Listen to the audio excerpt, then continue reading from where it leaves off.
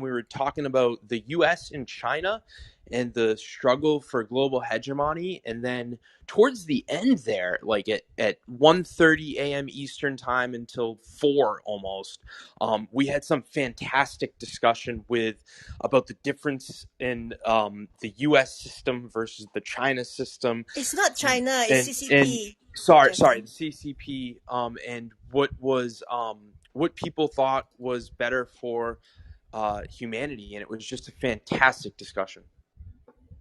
Cool. Wow, sorry I missed it. Yeah, it was brilliant room, and for me, Michael got the VIP in that one, MVP. With his, I'm going to do a little experiment here. That was so good. Oh man. Yeah. I heard that one. Oh man. Tyler, you can Talk repeat about it. shock factor. Yeah, like you can't. There's no arguing. Everyone's just silent after that. It's just like okay. And it was such like an eloquent discussion, and we were tiptoeing around the debate, but it was very clear if you were listening to what people were saying. And then Michael just comes out and he's like, "F this, F this." Oh, that'll go down in my etched deep into my Clubhouse magic moment memory bank. That was a very good experiment on his part. Okay, so welcome to our officially unofficial, unscheduled Saturday But still edition. highly predictable. But yet so predictable. Tech news around the world, Saturday edition. And it's just otherwise known as like a Geeks AA meeting where we all get together and confess our addiction to covering the news from around the world as a self-help group therapy session. But the Saturday edition, being that it's officially unscheduled, it does allow us a little more flexibility to experiment with the format. And that's what it's really intended for, in addition to covering the news, is we get to just try new things and, let the flag fly as it will. However, I do have my own thoughts on how we could shake things up a little bit. And one of those ideas that I wanted to toss out, and I mentioned it to Zabir, who matter of fact, a whole bunch of people I need to ping in for this little experiment. I mentioned it to Cal and Zabir, and I think Justin as well. And for some reason, Zabir doesn't work on my ping in thing here in Club Deck. That's so strange. If someone else could ping him in, but the idea is this: that we make it when we go back to Monday to Friday, as we do, and everyone who's joining for there's Zabir right there. He's using that new voice command thing where he can hear people talking about him, and then he jumps into a room. That's truly fantastic. Welcome, Zabir. And as Zabir and I had a very lovely long private chat earlier today, and I think I mentioned it to Justin and Cal, which is that we on the Monday to Friday perhaps try doing a little bit of a structure to it where folks on stage who join each day, we just give a tiny bit of homework, essentially, where they find the best article relative to their part of the world or geography. So, example, Ben really loves crypto. So each day, Monday to Friday, I'll say, oh, hey, Ben, what's the top headline in crypto today? And he can pick one of 10 each day, essentially. And then he shares it. Okay, great. That's awesome. Okay, everybody, follow Ben, because Ben and Donna do this crypto room, and you can see it in the schedule, etc. And then we go, okay, Justin, what's the top kind of political tech thing? And then Justin does a political tech headline. Oh, that's awesome. Okay, everybody, follow Justin, because he has his own room and stuff that he does. And you can see his schedule and his bio. Okay, what's next? Okay, let's do India. Okay, perfect. And Akhil, what's going on in India? What's the top tech news in India? And Akhil does that and be like, okay, everybody. And then Akhil and Monica and maybe Mr. Singh and who else is in India? Monica, Raghav, maybe, follow them because they do now a weekly Tech India room. And the format essentially is a quick call out to like in AI, we could have Sid or could do, and Ben are talking about doing AI, and I know Jean-Francois, who makes that really cool bot, he wants to join that. And so we could say, okay, what's the top AI news? And Ben could give that, or Sid, and then after they give the headline, we give the shout out to follow them and their room that's coming up. Same with VR with Victoria and Michael. Same with MedTech with Dr. Danish, and maybe John could do that. And my friend Eugene, who used to work at Pfizer, could join them for that. And then with crypto, with me and Ben, and Donna, and my friend Frank, who does, they just IPO'd a company called Cefello in Sweden. And green tech, like Dan, who joins, and Vivian would probably want to join that. India, like you said, Akil, and maybe Monica and Raghav want to join that.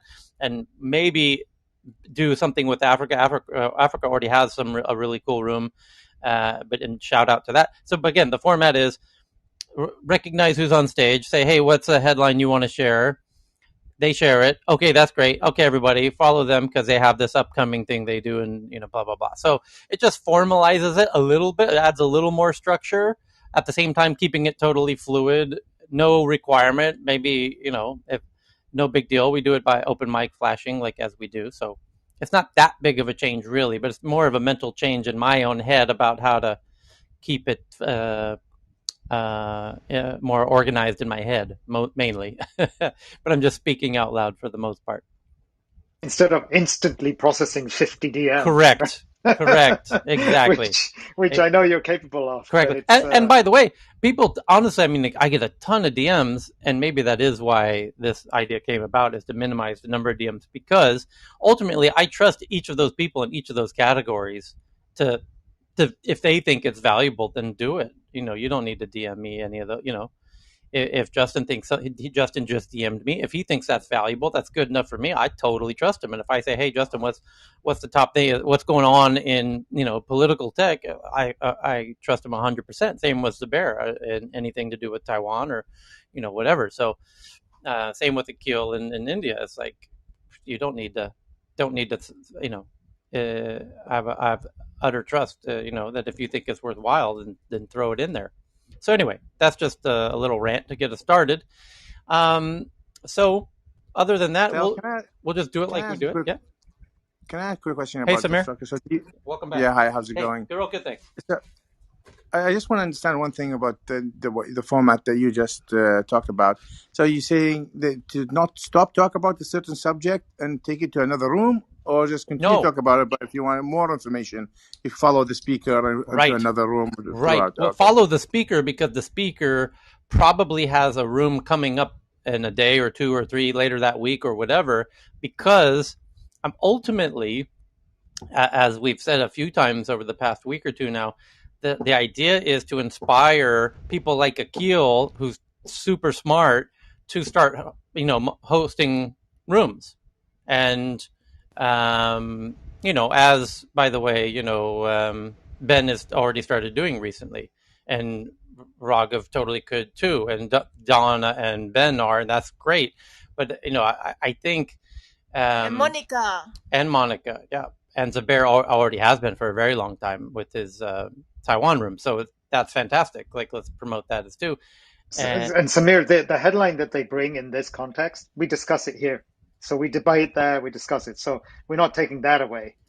Like, they're just bringing the content in. And so it's not massive change. Yeah, and then it sounds like it sounds like basically Tyler's trying to not only crowdsource headlines in a way that is less burdensome to him, which is good, but also that he's trying to align the headlines with the people that are passionate about it to kind of drive the best discussion in the room. Is that a fair? What it is it's subtle but important. People are already DMing me, so I'm already getting the flow of headlines.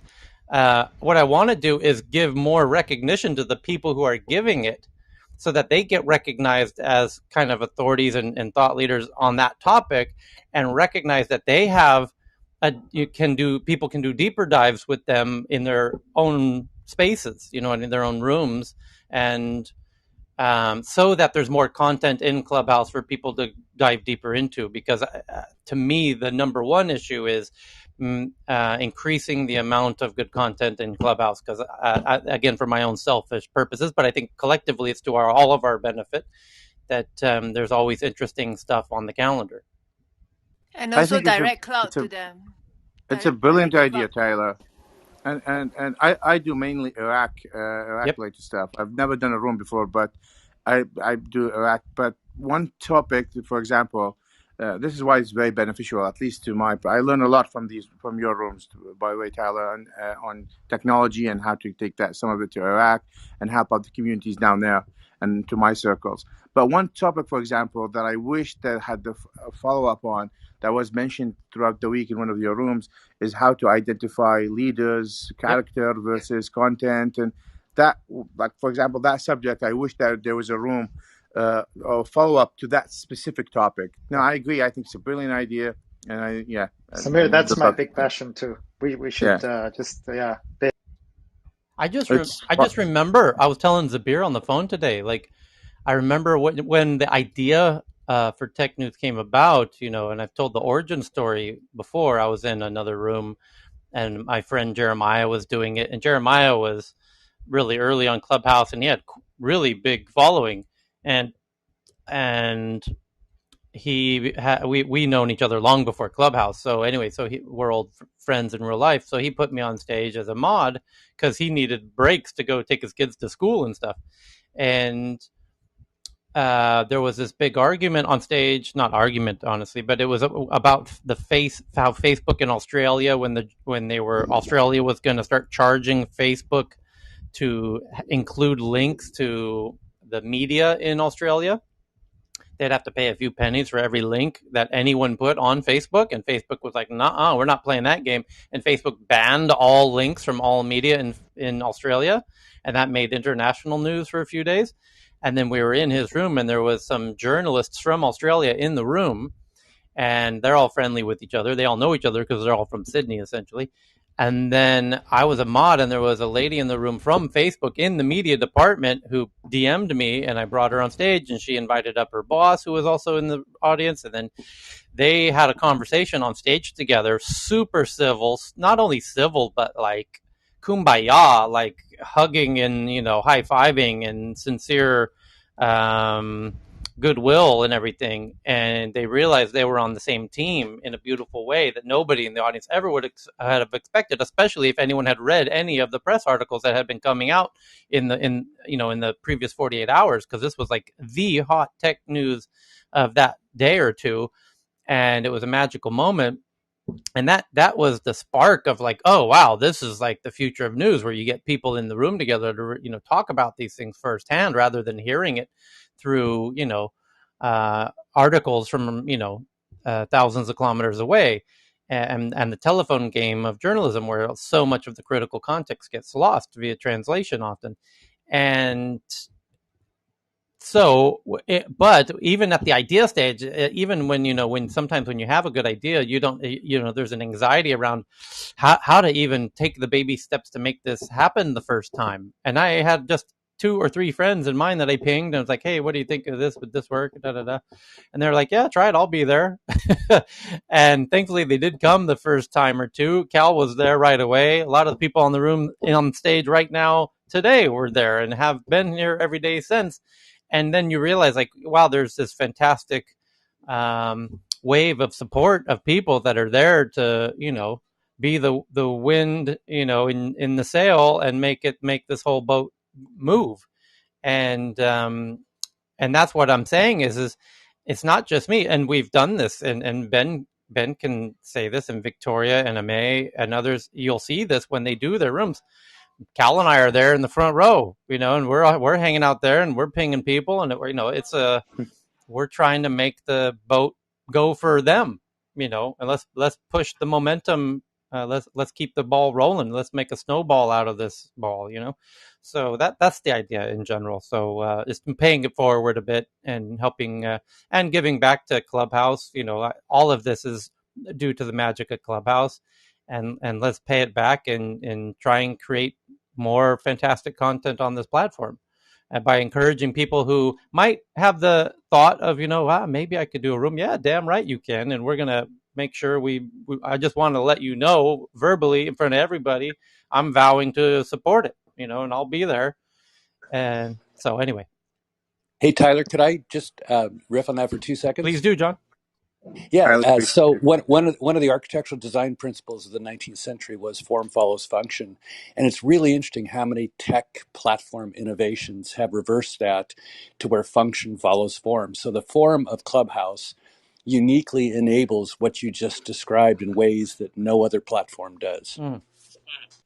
I've said that about this room. Like the format for tech news around the world only can happen because of Clubhouse. And I'll tell you one. Now that we're getting all personal, but I studied that in communications in university, John. So I'm chuffed when you start reminding me of the topic that's near and dear to my heart, like how mediums evolve and the form and function. So I was telling I realized just recently, and I was telling Zabir on our long heart-to-heart call today, that when everyone was 4 or 5, did your parents ask you what you wanted to be when you grew up? And it's a kind of a cultural thing where people ask their kids, what do you want to be when you grow up? When they're 4, 5, 6, 7, 8 years old, right? You flash your mics if you know what I'm talking about. And so when I was 4 or 5, I have a very clear memory of telling my mom, and I was very sincere, that I wanted to be a game show host. And I'm not sure what it was about being a game show host that was that I was so attracted to, but I realized a year or two later how much luck is involved in becoming a game show host, and that there's actually only 5 or 6 of them on the planet, at any given time, and you have to be a lot of luck involved in becoming a game show host. And then so later I refined it as I reached 7 or 8 years old, and I thought, I want to be a disc jockey because there's thousands of those, and then that was just always in the back of my mind, and kind of forgot about that. And life goes on, and I did become a musician, and then I had a clothing company, and then I got into startups and tech and government advising and blah blah blah. And here I am here with you guys every day, playing a mix of game show host and radio disc jockey. And tomorrow's Mother's Day, and if we were doing this, I would call on my mom to share this story with her, because no doubt she remembers me saying all of that. So here we are. But Bob Barker will be proud of you, Tyler. Yeah. Well, I'm gonna Tyler, call. I think if you just maybe real quickly, I think the Clubhouse, the Clubhouse experience and what it's shown, I think is going to take next level in terms of like hiring and identifying talent and all that, because all these conversations happening and background of people and knowing a lot of people is going to help with that challenge. I think we just talked about or just mentioned in the other room or the other day, is about finding people, especially at the executive level. From my experience, at least in the Arab world, and talking to, and I was able to identify a lot of talent for a lot of initiatives that's going on in Iraq and in the Arab world, and I wouldn't have been able to. I struggled to identify talent when I was leading one of the biggest organizations in that country at the time. So I think there's as tech grows and these kind of open forums grows, the Clubhouse and stuff, I think I see very easily in the near future, like LinkedIn having a hiring process where like job fairs online. There is job fairs online, but this is more like getting to know people on the personal level as what they're thinking without them coming in being prepared to be interviewed for a job and without them being prepared. Getting to know, networking on the professional as well as the personal, getting to know people. That's how I'm seeing this unfold, and I think it's very interesting. Yep, it is interesting indeed. I love watching this format evolve too. That was my. Wait, can I just Tyler? Thanks for sharing your story and your childhood. Yeah, thank you very much. Yeah, it's quite inspiring actually, and also it's good to know you more. Right, for this community. So thank you for doing that. Yeah. But I had forgot myself about that, my childhood ambitions, and then I'm realizing, like, holy shit, why am I so attracted to doing this? It's like, is it because because I had told myself at such an early age?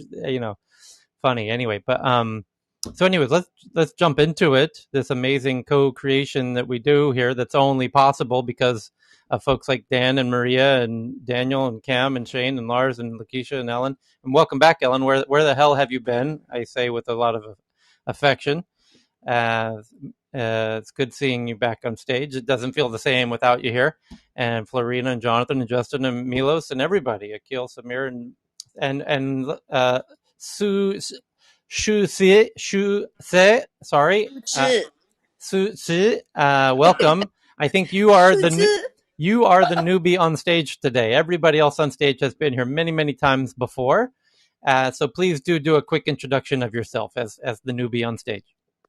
Hi, I'm Suzu here from Malaysia. I stand for the human side of technology. Love technology myself. I'm frequently park myself at the MacTech 24/7, and but I stand for human. So anything to do with like human, how do we help them transform in organizations and culture and stuff like that. That's where I am, and also the conversations around like what is a new human in the new era, the new IR 4.0. This is where you look for me. Thank you. Very cool. So it'll be interesting to hear your perspectives on some of these headlines as we go through them. And there's someone named the Night Watcher raising their hand. This could get dark very quickly, so hold on tight. Hello, Night Watcher. It's your first time up here, but just wanted to say hello, welcome. And if you do want to pitch something, self-promotion, we do have a special Saturday discount of just 1 Bitcoin. But just a quick hello. Is your mic working all right? Hi, Tyler. Hi, everyone. Hey. I'm glad to be here. I'm Night Watcher, Arash. Hey, Ruff. And I'm an artist. Cool. Ready to listen and learn. Okay, hang tight. We're going to go through some news here as we always do. I've got a huge list of headlines as usual. And welcome back, Maria, who is in Poland. And you have Zubair in Taiwan, and you got Daniel in Norway along with Ellen, and you have Dan who's just a whiz in all things green tech. And welcome back, Anne-Marie, who's actually a Finn living in Hong Kong. And you have May, who's in Amsterdam, and and Lars, who does green tech as well in Sweden. Lakeisha is kind of American in Thailand with me, and we're all over the place. Justin's American as well, and Akil is in India. It's a whole mix of people from really every part of the world, and we're able to dive into these headlines in a way that is just I don't know has ever been done before. So just enjoy how we do it. It's fun, and those who are joining for the first time, just know that we meet not only every day, Monday to Friday, but twice every day. So many of us on stage know each other very, very well. And in the first hour, we try and go through the headlines efficiently. And in the second hour, it gets more deeper into the context and often even very argumentative. And if our Texan friends show up, it gets even downright radical. It gets very heated at times. But I thought it's 3 hours today, man. Yeah, if we do go into the third hour, it depends on if there's a really hot topic that people really get passionate about, But to start, 3 hours. Yeah, to start it off, I like starting with Dan first because he's in America where it gets kind of late. So Dan, is there what's the big topic? No, it's the morning now. Is it morning for you? That's the other. It's show. night. Oh, for it's us, morning Tyler. here. It's oh, morning. Oh, here, you're Tyler. right. It's night for Asia. Yeah, it's Jesus. night Saturday night session. for us. Sorry. So hang tight, Dan. I have something, but I can do it a little bit later. Okay. So let's start. Let's start in the East. Go ahead, Justin. What do you got? What's the top news in the political? I was going to do the pipeline one, or we can go in the East if you want to save that one. Up to you, Tyler. Up to you. Okay. I mean, you can do both, Justin. Let's just get it going then. Yeah. First, Tyler and Carl, you're both a gentleman and a scholar. It's a pleasure to be on stage with you. But the headline here is the big one in the U.S. It's a cyber attack forces shutdown of a top U.S. pipeline operator. So what I'm going to do is I'm going to give you the facts and then give you a little bit of perspective. So this pipeline is a big one. It's the operator attacked was Colonial Pipeline, and they had to shut down Friday night, late Friday night. They had to shut down 5,500 miles of U.S. pipeline, which it says carries 45% of the East Coast fuel supplies, in an operation that was related to a hack on their on their computer networks. Which this is big because it usually this is kind of out of the norm. In addition, the article is relatively vague. It says that the company has contacted the FBI, and they've also contacted the agency that I was an embedded contractor in, the Department of Homeland Security's Cybersecurity and Infrastructure Security Agency. And then they don't, obviously it's way too early to attribute it to any type of government actors, but they do reference and say that Russia has embedded some malicious software tools into our utility infrastructure. And personally, I was aware of this because Russia attacked or embedded these materials into the Puerto Rican energy grid when I was a government official. So it's a little bit of a, but the last thing I want to add is, so basically from a factual standpoint here, what happens is the FBI is the one who's going to go after the actors. Yeah. And many people don't realize that. Even if it's tech, they're the ones that are going to investigate. They're going to try and get all the factual information. And then what happens with the agency that I worked for, it's basically, think of it like a big public-private partnership where the agency will liaise on behalf of the government with top tech companies, think Amazon, Google, Microsoft, and they will work with these companies to try and find essentially the vulnerabilities. They'll scan the software systems and make sure that essentially that the vulnerabilities for this specific incident are taken care of. So that's kind of how it works at the U.S. level. There's two different things going on there. Tyler, I'm Justin, and that's my headline. You know what's so amazing about that is your background with Puerto Rico and the fact that you knew that they had been involved in the utility hacking there as well. That's yeah, and we couldn't do anything about it, Tyler. That was the fantastic thing. And if you're a government official and you're working on the behalf of anyone, never mind 3 million people, when you hear that there was a hack of your energy system, you really feel vulnerable, and you realize that in the terms of technology, there's some things that you just literally cannot prevent in any which way, and this appears to be one of them. I guess because as you said in this article, and I have it here in front of me, that it carries 45% of the East Coast fuel supplies.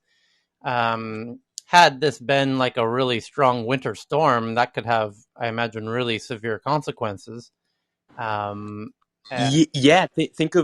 of not only New York, but think of the people where I'm from, New Hampshire, and Maine, and Vermont. You could have, without fuel, I assume, you could have people freezing to death. And this has happened where the U.S.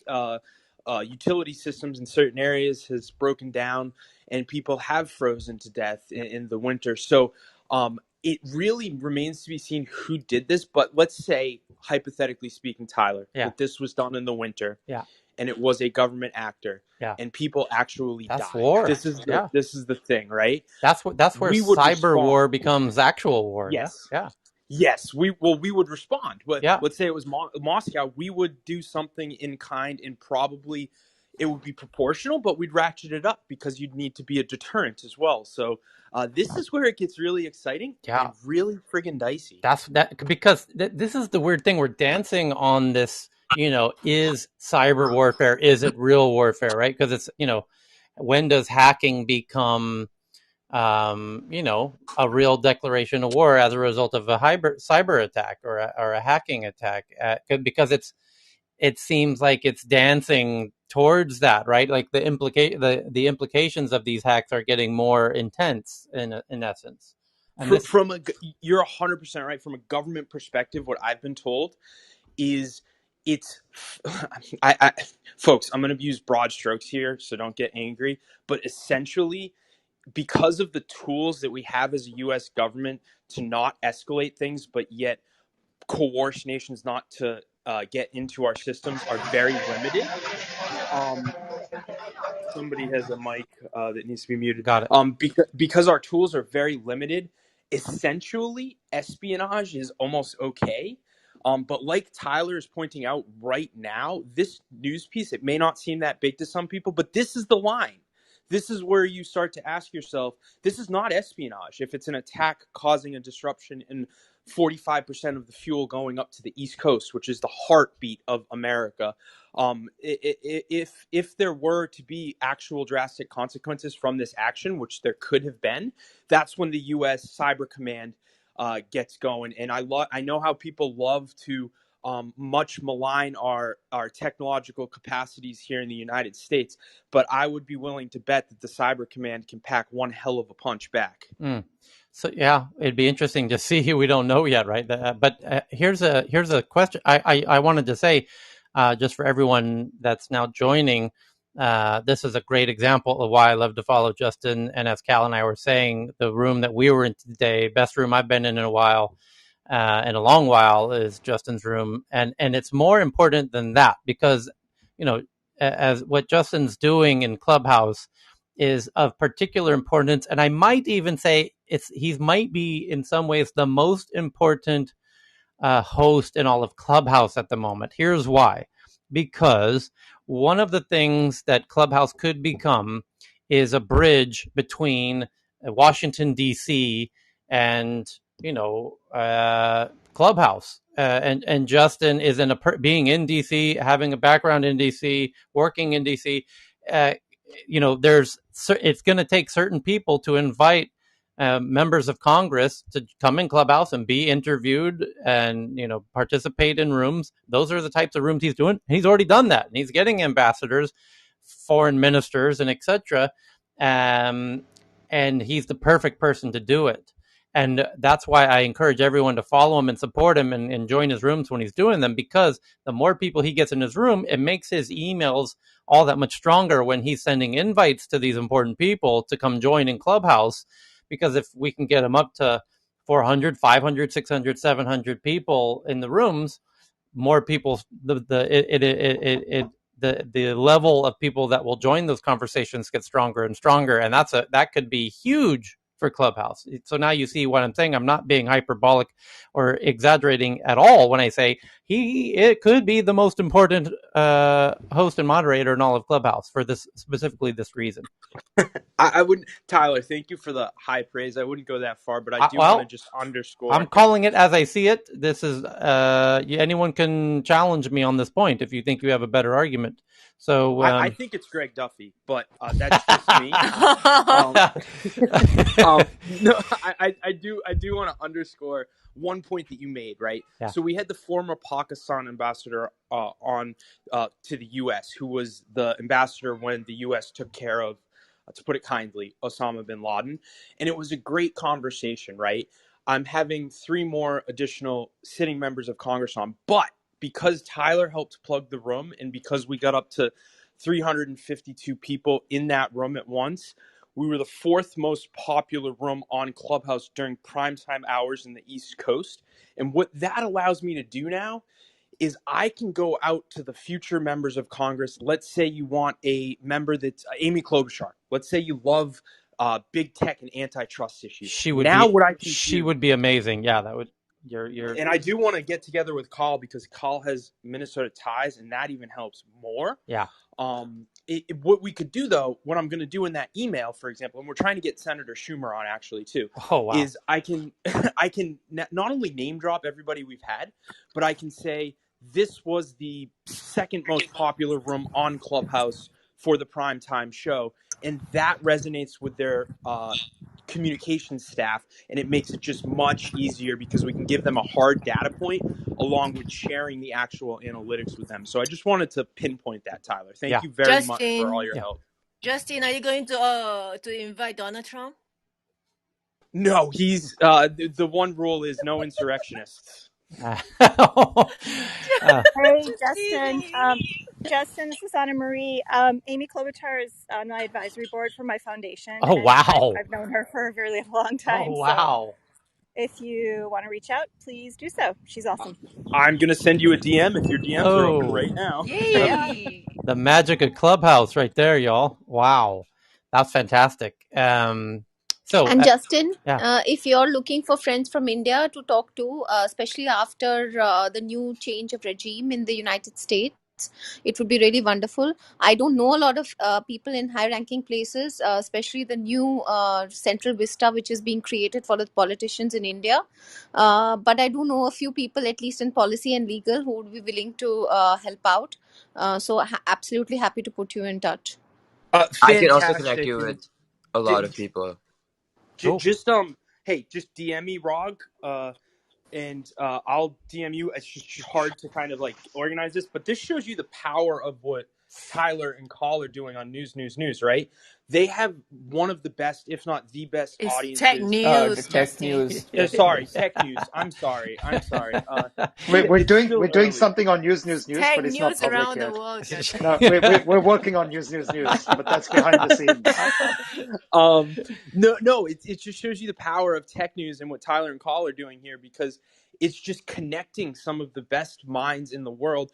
And they're not only thinking about themselves, right? Because of Tyler's new format proposal, they're literally trying to, I don't want to say save Clubhouse, but they're trying to put Clubhouse on the best path forward so that we can all benefit from this app. And I just wanted to thank them both from the bottom of my heart. Trying to pay it forward. It's what we do in Silicon Valley. If you've benefited from the ecosystem, you got to figure out how to pay it back, pay it forward.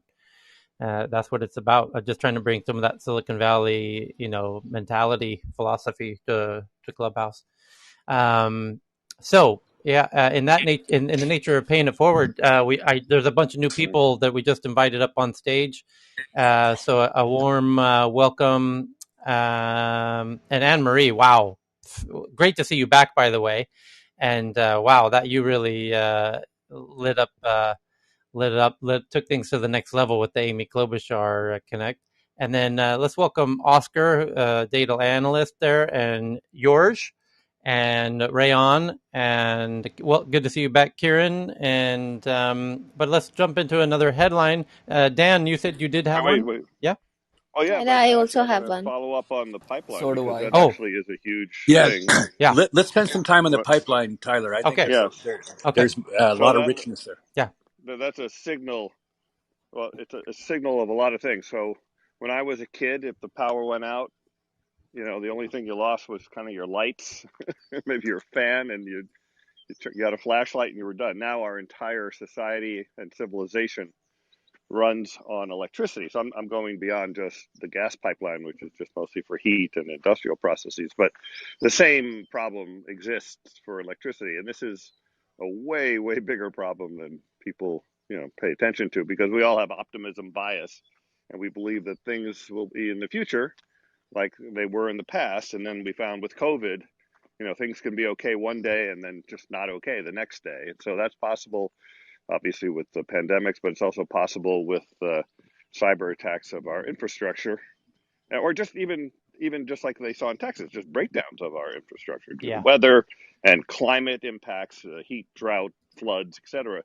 And so my point of all of this is that one of the benefits of moving to, which we have to do for climate reasons, but one of the benefits of moving to renewable energy, decentralized renewable energy, is that it gives you, it makes you far more robust.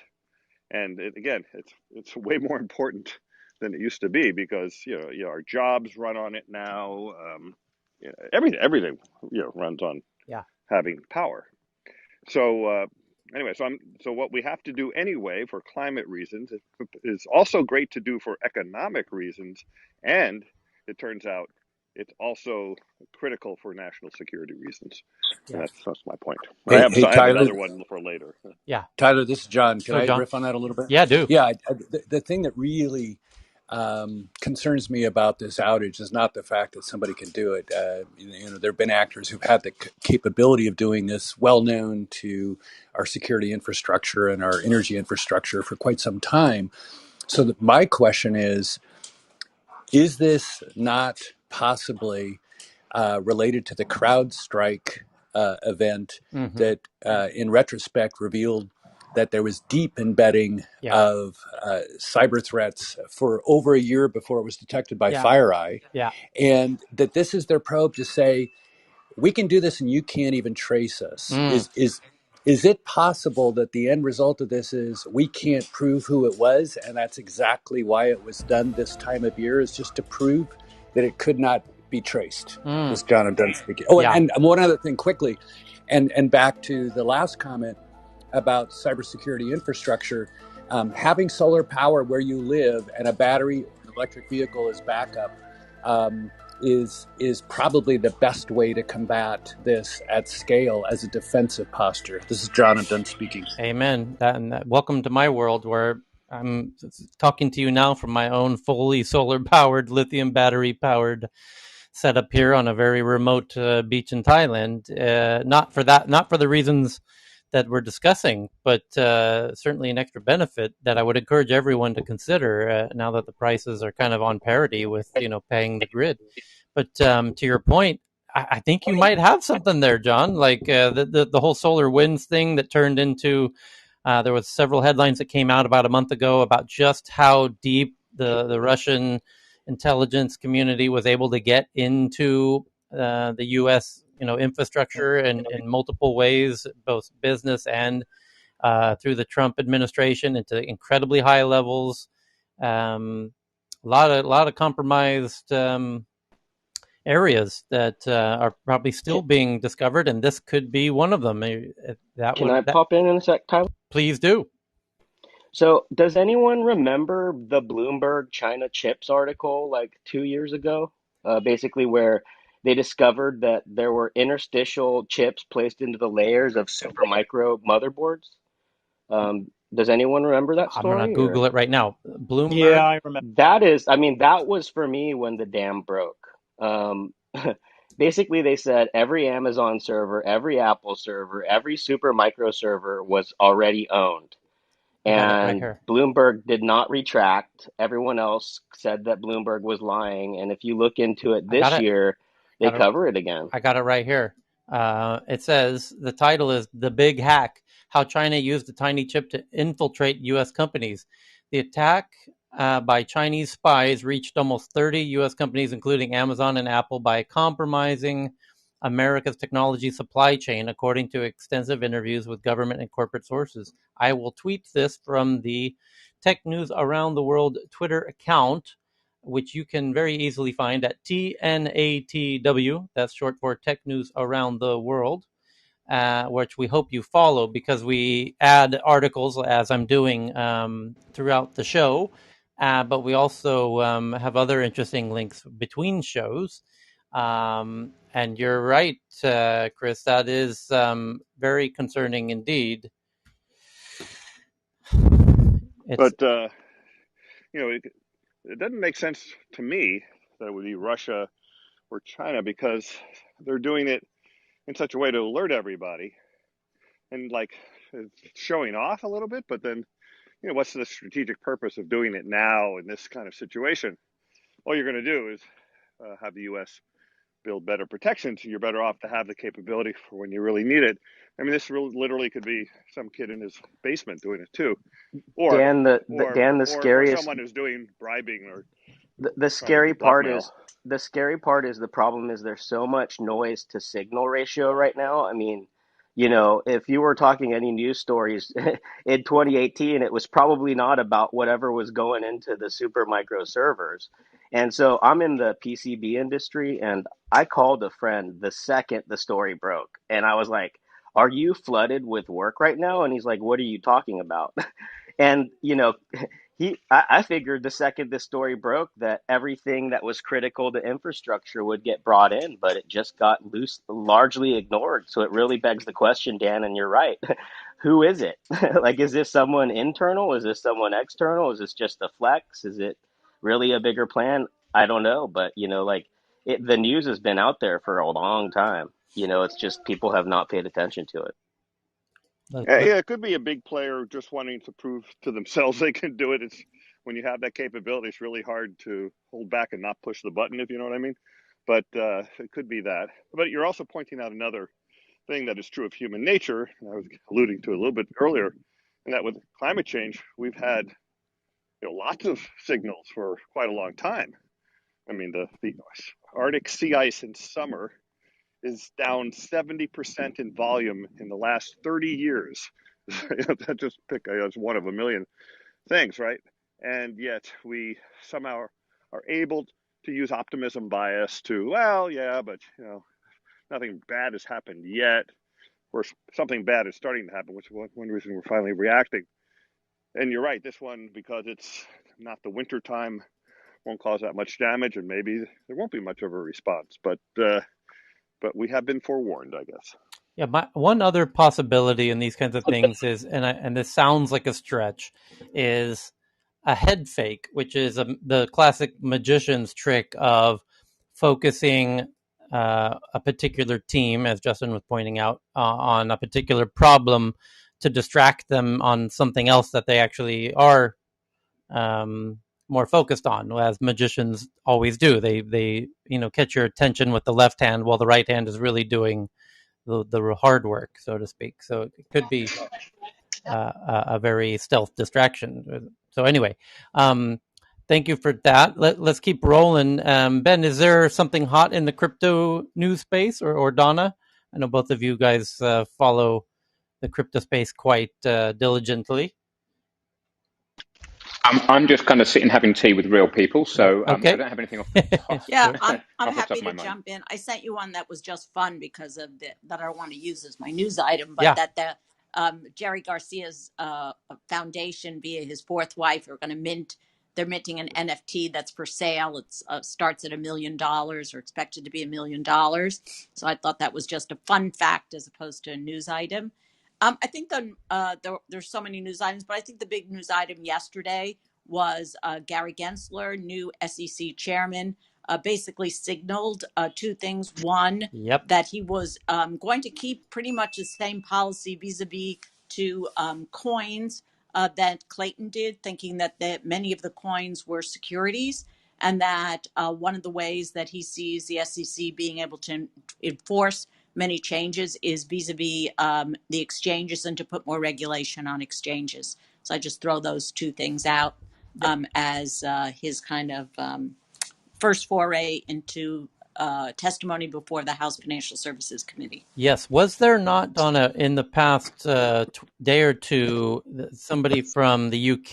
The governor of England. Yeah, the governor of the Bank of England. He gave a warning that, people they should be willing to lose everything that they have in crypto or something along those lines. I think I think it's the general crypto. There's been so much going on in things like, dare I say, Dogecoin and other altcoins here that are creating a kind of mania, including the NFTs and the cycling of the ETH into the NFTs. That also quite some time ago, like maybe 5 or 6 weeks ago, New York Attorney General said the same thing about people should be careful, and there's a lot of speculation going on. I think it's almost a consumer protection vantage point that they're worried about the hype that is following on in a similar kind of GameStop-y way. Yeah, so that's funny. That's what you said, Tyler, yesterday. Yeah, I think somebody said this in the messaging. Yeah, and I think you effectively got to exactly where Dono is, which is to kind of if it goes wrong, don't blame me. Right. Yeah, exactly. Because there is the possibility that in some back room they're going to make a decision that they just want to prepare people for. And the headline from The Independent 8 hours ago is cryptocurrency has no intrinsic value and investors will lose all of your money, says Bank of England chief. Cal, I think that's a very good point. I think this is all positioning. You're seeing politicians and bankers, central bankers, positioning themselves. I think they know where this is going. I think fundamentally that they want a collapse. At that point, when there's a collapse, then they can step in and they can regulate. I think it depends which crypto you're talking about. I think there has been a differentiation among the central banks and the regulators. Yeah. In specific with Bitcoin, I'll put underneath that slightly Ether, only because of the compromise they reached a couple of years ago. Though they have a way of stepping back in if and when it gets to proof of stake. Yeah. So I would, and because I say that also because the news last week was a lot of banks being able to announcing that they were going to custody crypto. They were going to allow their clients to buy it through NYDIG. NYDIG just got a new CFO that came over from Bridgewater that prior to that had been at DE Shaw. So I think that these bigger firms are positioning themselves and the banks was specifically about Bitcoin. So they're positioning themselves in the Bitcoin and Bitcoin products and kind of saying, be careful of the other things, which we'll see tonight, Saturday Night Live. We have exactly. Elon Musk. Donna, I think that Donna, the exact statement is Andrew Bailey, the governor of the Bank of England, said on Thursday that if you buy Bitcoin, Dogecoin, Ethereum, or any other digital currency, you should be prepared to lose all your money. Donna, I If think I can comment that's when everyone's done, I'd appreciate it. yeah. I think let me just interject here. I think that's fair.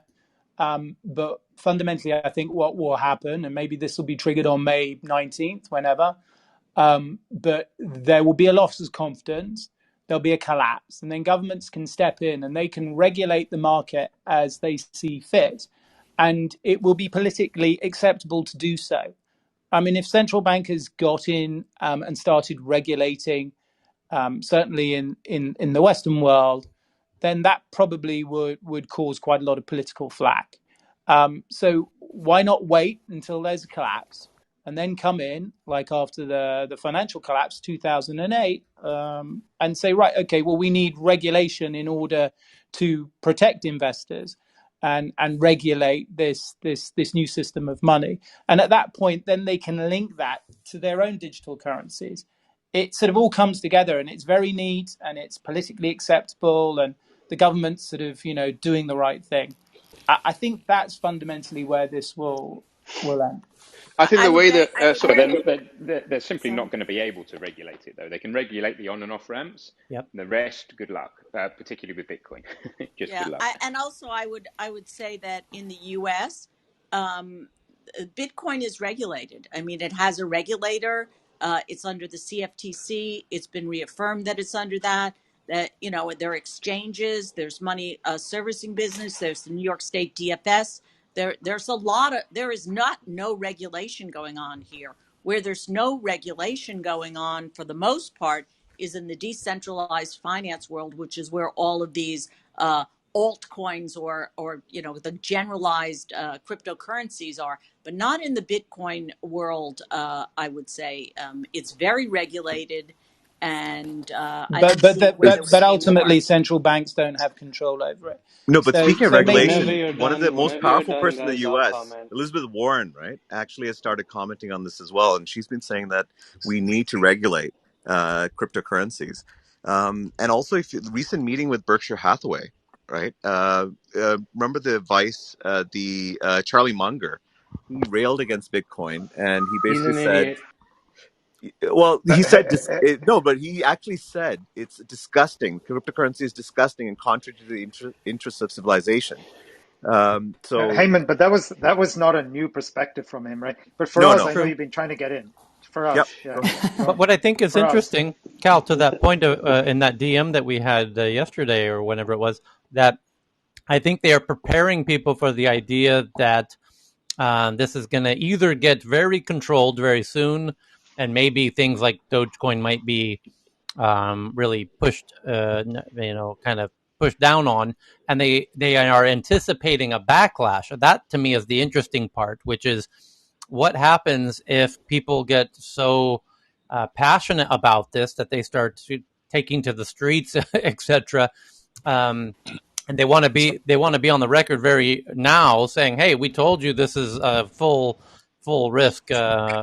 But on the other side of that, Tyler, at that point they can't really not take responsibility. You know how it is. They're on the streets now. These guys are an authority. They can't just say, "Oh, I made a statement on 2 weeks ago." At that point, it's a whole different game anyway. But thing is, Tyler, just to put this into context. For every Charlie Munger that somebody pointed out, there's a Jamie Dimon. Jamie Dimon 4 years ago said that if anyone was working on Bitcoin or trading Bitcoin, they would get fired. Last week, he said, we're going to be offering Bitcoin and Bitcoin products. So, I think that the realization is that this is a product that people want.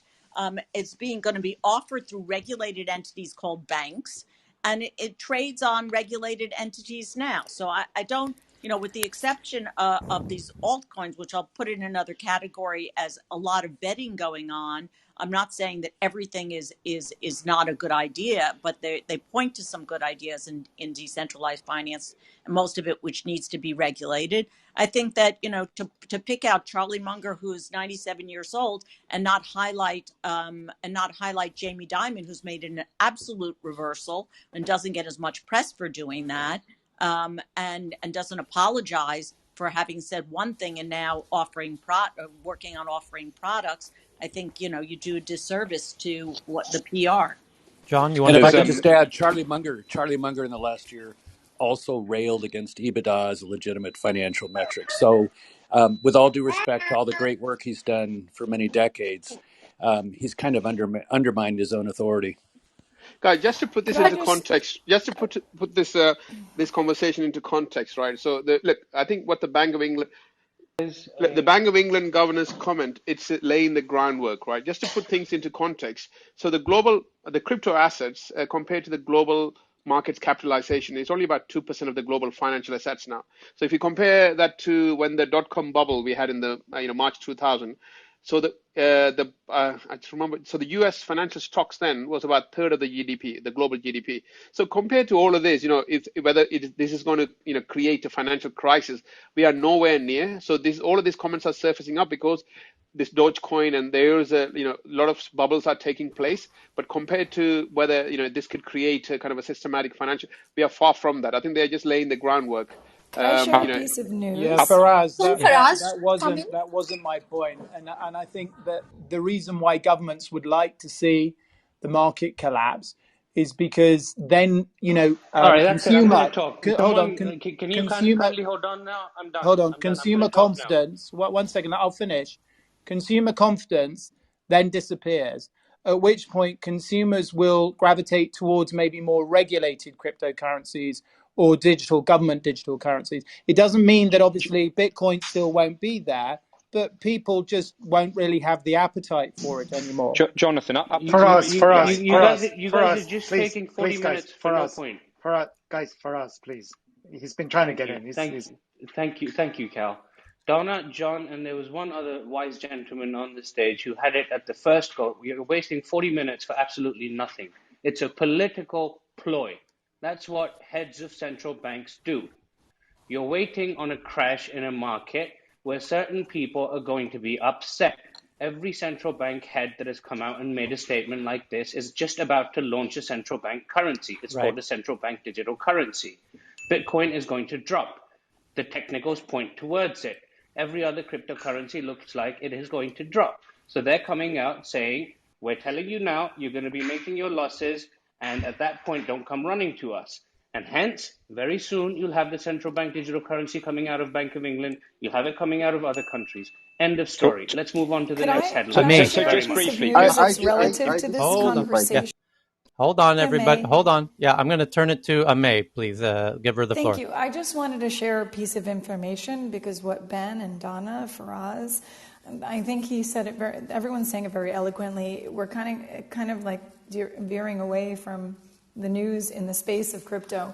And I think something that tags into there's two pieces of news that tag into what Donna is saying, and it's absolutely relevant.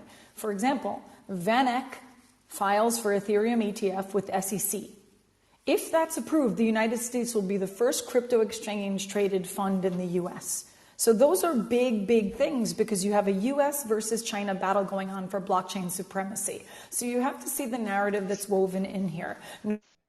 No cryptocurrency ETFs are available in the US yet. Van Eck has filings for both a Bitcoin ETF and an Ethereum ETF. So there you're seeing that their interest is sitting there.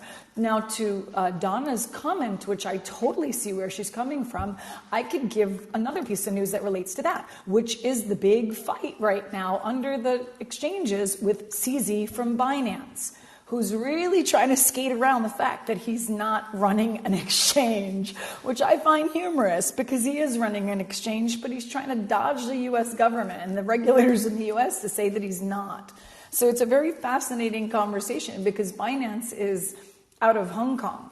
So and they've allowed Americans into Binance.com to trade, and he's blatantly said, "Well, look, I could block the holes, but people will get in anyway."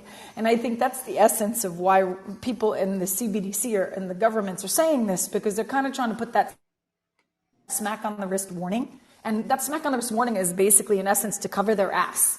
And at the end of the day, once they do that smackdown, Jonathan, Ben, Donna, Faraz, and Cheryl, who already preaches about regulation in Singapore constantly, it is coming. It's just, and it's already there actually. So I do agree with Donna. It's already been there. What's happening now is they're trying to navigate how to bring in the products so that, as Jonathan so eloquently said, there will be a net to catch those people, because they'll get burnt by something and then, "Woo, you got burnt by the snake oil. Let me sell you this." And then those people are going to jump on what the government's providing because they got burnt. So it's a whole strategy that's much deeper, and I think much more deeper entwined. Exactly. Yeah, and Thank you, Tyler. We need to be super careful who we trust right now, though. And the whole point of these systems is you don't need to trust anybody. You trust yourself to do your own validation. Have a look PTR and have a look at my headshot. There's a nice little graph on there, and that's from the Bank of England. Ben, what happened to your in-person lunch? What happened there? Well, I abandoned it because this is interesting. So fuck them. So if you look at that little chart on my PTR, and if you go to my Twitter, I've pinned it. This is on the Bank of England's website. This is a bar chart from the Bank of England defining how much quantitative easing has been done recently. I only went there just out of interest. How much are they doing? There is a major problem with this bar chart. The first 3 bars are separated somewhere between 2.5 and 4 years. The last 3 are only separated by a few months. This bar chart is scandalously inaccurate. If it was based on if the bars were even, then it would look it's just unbelievably non-linear. So Ben, you're absolutely spot on, and we could have a conversation about this, and then we could also talk to interest rates. You know, if you want to go. Yeah, sure. No, we don't need to. I don't want to derail it. I just want to say, be careful who you trust. This is our Bank of England squeaky clean website. Look at my tweet. Look for yourself. Just look at the x-axis. The public may have got wise to non-zero based y-axes, where people put stuff on the screen and say, look how much it's changed. It's gone from 1,000 to 1,003. Well, that's not a very big change. But now this is actually just not right. These different bars are not on an even basis by orders of magnitude. They've put in as much quantitative easing in that last red bar as half of the market cap of our top 100 companies in the UK in just that one easing. So, I mean, this is exponential increase in printing of fiat currency. All right, let's leave it there. But I do want to say, please do follow Ben and Donna and Ame, who host now crypto rooms here regularly, in which you can see by clicking on the title of this room, where you'll see the Tech News Club, and you'll see the schedule there. And I think at least some of them have some of their rooms already on the schedule, and you'll see more soon. But do follow them because they lead. Can I ask them a question? Yeah. Go ahead, Dan. So, speaking of, it's kind of along the theme of not paying attention to upcoming disasters. As far as I understand Bitcoin and cryptocurrency pretty well. I'm not an expert, but I do focus obviously on the environment. And everyone I've spoken to about this says it's essentially impossible. Well, it's not impossible because we could end up doing it, but it would be an incredible environmental disaster if Bitcoin and cryptocurrencies caught on in a big way, because the mining operation, by definition, uses a lot of energy. Yeah. I'd like to understand what is the response to that. Right. Yeah, so briefly, I can't speak for the other coins, but this is why you need to understand how these things work.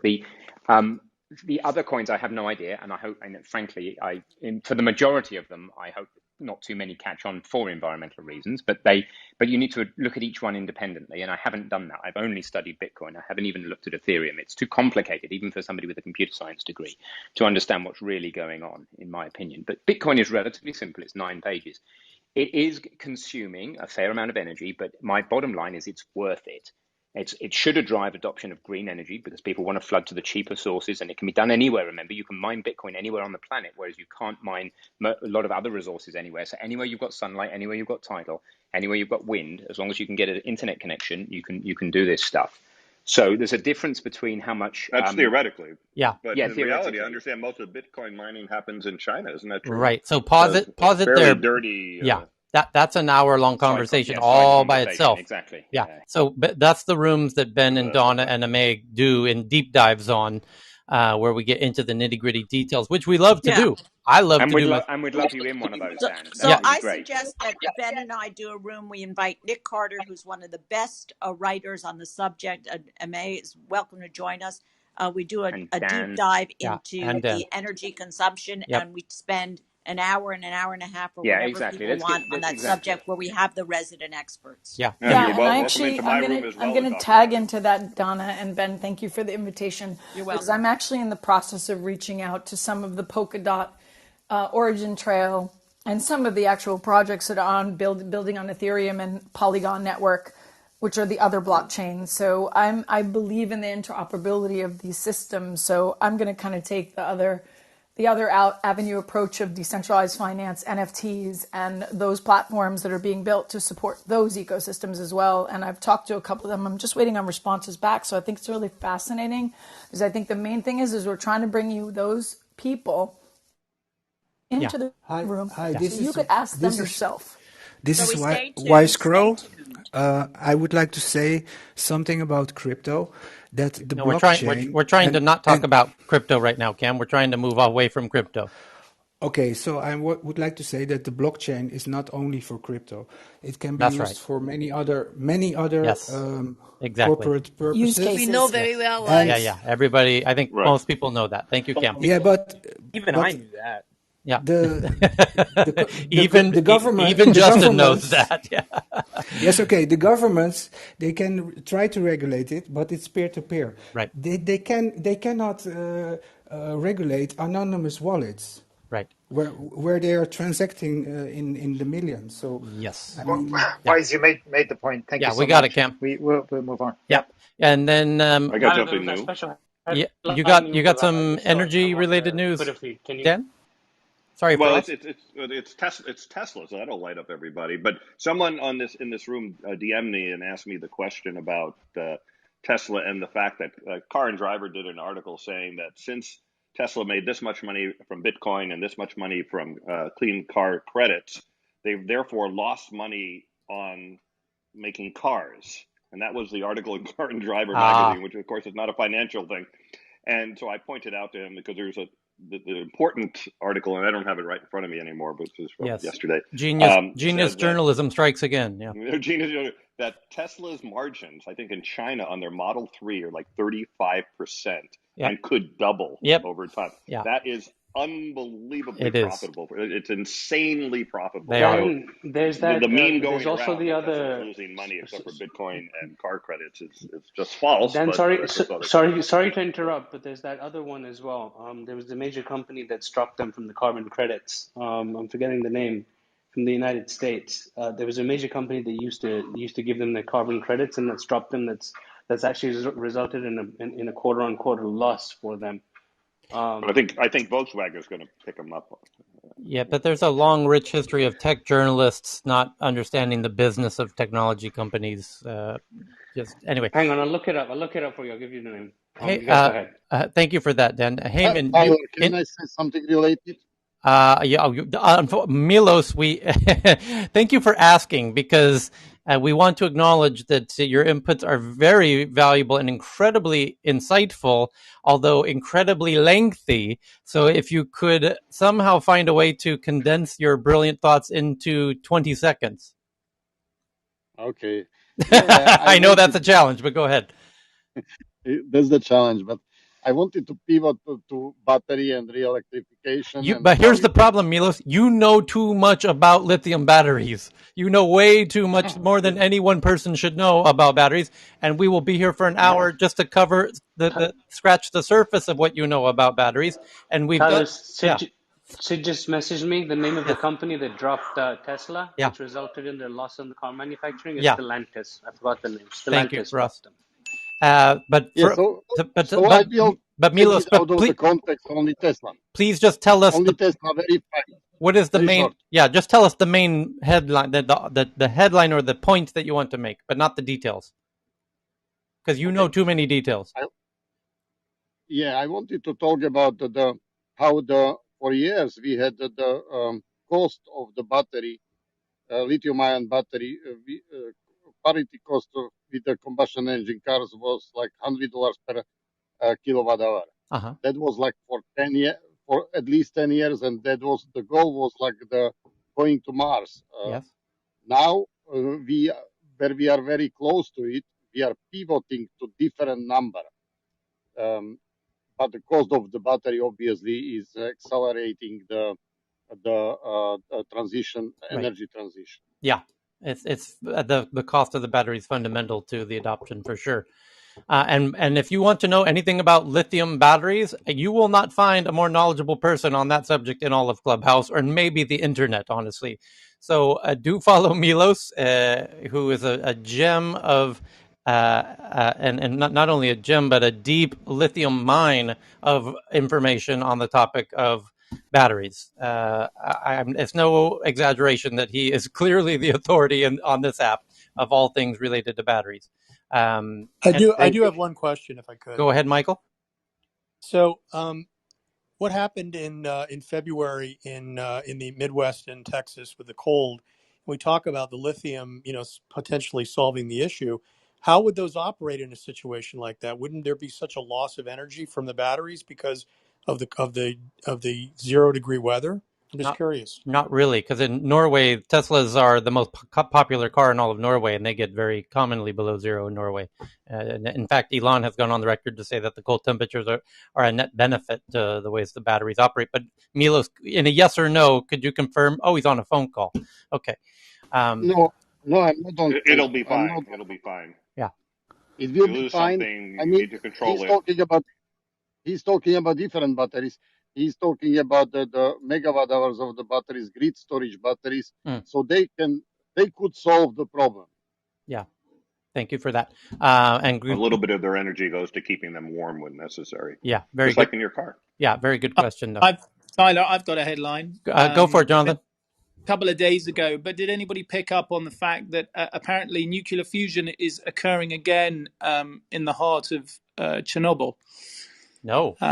Well, there's about 170 tons of fissile material there buried under the sarcophagus, and neutrino emission, which is a byproduct of fission, is rising. And the fear is, as water levels subside in the basement, that actually that starts to go supercritical again. Had not heard that. That is an interesting headline indeed. I imagine that's something people need to watch closely, and we'll get updates on maybe in the days Can to I come. Go ahead, throw Dan. in? I'm sorry. Yeah. So even with that, and with Fukushima and all that kind of thing, nuclear power is still about 1,000 times, it's probably more than this, but at least 1,000 times safer than coal for Dan, power. I totally agree with you. Nuclear is definitely. People worry about the nuclear stuff, but 20% of all deaths in the world are due to fossil fuels. There's some recent studies. Yeah. It's an amazing thing that we ignore the thing that we should be really scared about. And I understand nuclear is something that's invisible. You can turn blue. There's movies about it, but still, we should keep our eye on the prize. You're right, I just real quick wanted to add on. We had Van Jones, who people probably know, in my room for about 2 hours. And to Dan's point, he's a climate change kind of, I would say, activist or policy expert and leader. And he used to be really opposed to nuclear energy. He's still, quote unquote, making up his mind. So there is definitely not even a consensus among the leading liberal policy activists here in the United States.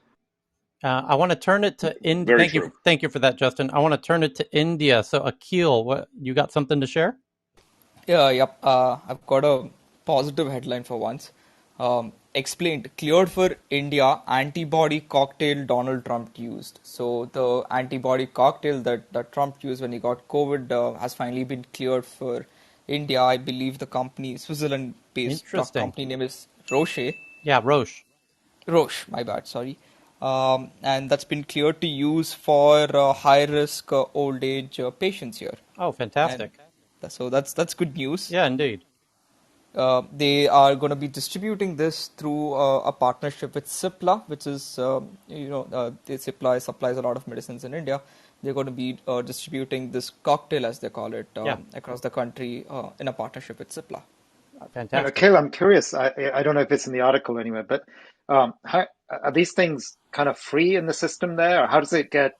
How do people get access? Is it just through the hospital just gives it and it's within the free medical care thing, or I mean, honestly, Carl, we're asking the government the same question. To be honest, we're actually not sure. Okay, it's unclear. Yeah. And then, this is quick question. This is John.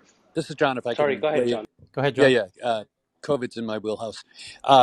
So this multiple monoclonal antibody cocktail that Regeneron makes and is going to be used is really incredibly effective when given early. It can actually be counterproductive if given late. And the problem that we had in administration in the U.S., so there were a lot of refrigerators and freezers full of this cocktail that didn't go to use, is because the cognitive bias and the repercussions of using it are very, very complicated. So you have to give it early enough to someone who you don't know is really going to get into trouble, because by the time they're in trouble, it's too late to make a decision. It is very expensive, and the number of people who are at risk of getting into trouble is so high. So you have to give it to a lot more people than who would ultimately prove to actually need it. But you have to give it to them until you have the evidence, before you have the evidence that it's useful. So I'm glad India has some. I'm glad they're using it. But it's an incredibly complicated problem about deciding when to use it. And the last thing I'll say is that they should use it whenever they can, but it's an IV administration, and when your doctors are leaving the hospital because they're being attacked by angry families whose loved ones have died, and when your staffing levels are so low, it's very hard to administer an IV drug, because it takes time and effort and resources when you don't have the resources to manage the people who are actively dying at that moment in time. And then finally, the cocktail itself has allegedly contributed to the emergence of new variants within a single individual. That should not dissuade them from using it, but it is a consequence of using it at scale. This is John. I'm done speaking. Thank you, John. John, I just like to say. Can I ask you a question? One second, please. 1 second, please. Akil, I wanted to keep it on India, and I know Monica has been waiting. Monica, are you still there? We can come back to you, Akil, and Faraz both. But Monica needed to run, but did she run away already?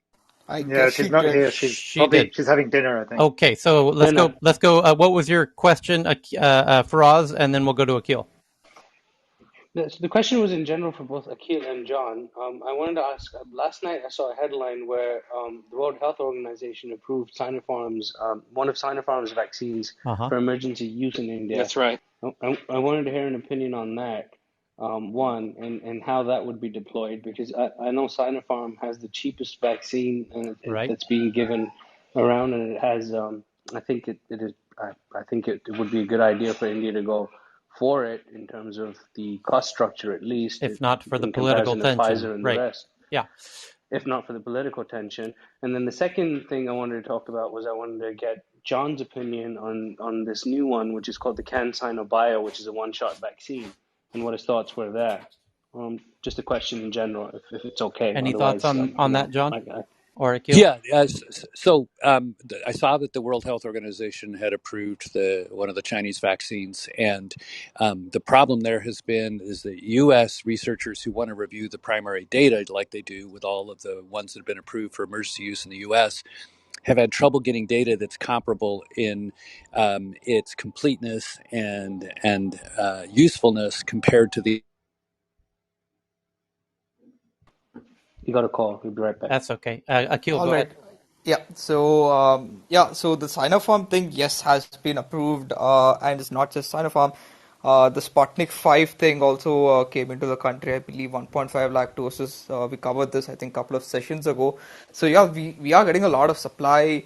I wouldn't say a lot of supply, but at least more supply than before coming into the country. But honestly, as somebody who's on the ground, I'm still unclear on the execution plan of Yeah, but things. Sputnik's very dangerous. The fact with the Sputnik issue is, and I'm not talking from a political perspective, because both India and Pakistan have issues with dry ice and importing Sputnik into the country, and hence by the time it gets there, it's effectively expired, and then people die of it. Right? At least that's what's happened in Pakistan, because you've got pharmacies and the Wait, likes. they die. They die of the. I don't know if they can die of it They because it's can, just they can. expired. There's been a lot of What's deaths in the Pakistan. mode of action?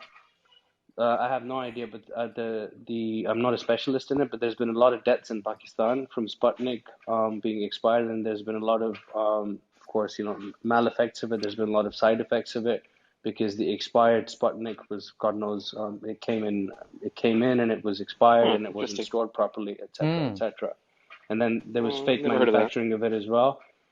This is general India Pakistan, and I think Akhil will agree with me. A lot of this comes into the country, and then people take it out and they manufacture it themselves and they resell it into the market. It's kind of like the black market That I can't believe. Yep. in India, So Pakistan. these guys are getting cracked down every day in India.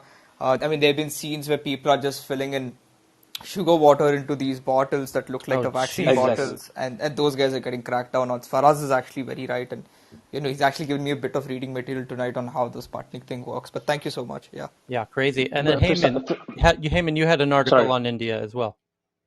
Well, it's irrelevant now because it's actually in terms of crypto as well. Yeah, but it's India. Let's keep it on India. Okay, fine. So basically, India has. One second. So Indian Central Bank refuses. Indian Central Bank owned retail payments platform refuses to ban crypto transactions. So the National Payments Corporation of India has asked banks to take a call on whether to block cryptocurrencies, and they've basically said that some bankers apparently had asked the agency to block cryptocurrencies on its network. But paper reported instead the agency told banks they should consult legal and compliance departments on whether they should block transactions on their own system. So they're not restricting it, the UPI transactions. Yeah. I don't know whether that's true, Heyman, because honestly, for the last 30 days, I've been trying to buy a bit of Ethereum on WazirX, which is a platform, an exchange that operates in India. I'm unable to do it through UPI. Akil, you know damn well the government doesn't want you doing that. Why are you doing that? I'm sorry. Okay. Tyler, can we just go back to CanSino Bio in India for a quick second? Sure. Before we go into the crypto whirlpool and John and Akil? Yep. Because I think John's back. Yeah, okay. John, did you hear Faraz's question? Yeah, I'm so sorry. I had an incoming call that blocked my reception. Not a problem. What was the question for us? It was around CanSino Bio and the Sinopharm vaccine for India, because as far as I know, they don't require cold storage in order to come into the country. Correct, John? Yeah, that's my understanding. And I've reviewed the data, the primary data on many of the vaccines, but the access to the data on the Chinese vaccines has been difficult. So I'm going to try and get my hands on what the WHO had access to, and hopefully next week I can answer your questions. But I don't have primary data for either of those. Okay, John, can you talk about the Chile study where they said one of the China vaccines was only 3% effective, and then China came out April 10th and 11th and admitted to low efficacy and said they were looking to mix their vaccines, and also for everybody else, they had been attacking the mRNA vaccine. But in this press conference, they said that they were now looking to develop an mRNA vaccine. Can you speak to that at all? Yeah, the simplest answer. I've seen those. I don't have deep backstory, but what I can tell you is these mRNA vaccines, barring some unknown long-term effect that hasn't emerged after a couple 100 million doses have been given globally, are true miracle, probably one of the greatest, miracle drugs ever created because of the efficacy, the safety, the generalizability. So far, there's not a single variant that has been shown to significantly escape them at a clinical level. There is escape, but it's not at scale. The CEO of Pfizer has actually asserted that they've already tested in vitro in a test tube the vaccine against the double mutant that's ravaging India right now, and he is confident, based upon their cellular studies, that it's going to hold even with the variant that is of great concern in India. So these are miraculous. The other point is about the virus itself, and the fact that the mRNA vaccines targeted at the spike protein have been generalizable to every variant so far that's emerged and superseded the last by being more contagious, is that the serious mutations that have occurred in South Africa, Brazil, LA, New York, UK and India are converging on a very few. There's a very few that turn out of the millions of combinatorial permutations of the virus that can occur just in the spike protein alone. There have been very few that have superseded the past in either contagiousness or pathogenicity. And so that's the encouraging sign. If we can tamp this thing down before there's a wildly escaped mutant that in the parlance of influenza is more of a shift rather than a drift in the virus, we may really be able to end this thing in the next year or two. But if we continue having massive global infections absent widespread availability of the vaccine, we could ultimately see a substantial leap in the mutations in ways that would require an update to the mRNA vaccine. And Moderna has already updated it. They're in clinical trials right now for the South African variant. And Pfizer's announced that they're going into clinical trials with the Indian double mutant variant. But that's one of the coolest things about this mRNA platform as a whole, is that they literally created the code for the vaccine in 3 days in January of last year for the original wild type variant, and they can create the update variant vaccines in a couple of days. Then they have to scale up production and distribution and getting shots in arms and all that. But the FDA has already agreed, and in their clinical trials that they're doing right now with the Moderna update for the South African variant, a very accelerated schedule with far fewer people because of both the urgency and the demonstrated safety of all the mRNA vaccines that have come to market and been put in hundreds of millions of arms. So this is an extraordinary breakthrough that's going to have implications. And oh, by the way, this raises the stakes, and I'll stop after this. It raises the stakes of this. I offer to outsource and open source the IP to the mRNA platform. This is John. I'm done speaking. Thank you, John, John. can I just ask real quick? Because there was a room earlier 3 weeks ago, I think, or maybe 2 weeks ago. I was just new to Clubhouse, and there was a WHO representative saying that basically, yes, we can have these new variants coming, but somehow it's like the whole system, the whole world, in a sense, has to get shots in the arm at the same point. To synchronize, Because there's always a variance. It's some corner of the world brewing. So this is quite tricky to be able to tackle. So when the question was asked about, I think 4 times by different people, what are the scenarios here? The basic thing what was said, well, we're not out of the woods yet, pretty much constantly. So I don't know what your take is on this, but yeah, that's partially true, and so I'll try and keep this short because I'm really deep in the research here. But the antibody studies that you read, you should discount with a large chunk of salt. A lot of the story about the durability of the immunity and the extensibility of the immunity across the variants resides within what are called memory B cells, which make the antibodies, and memory T cells.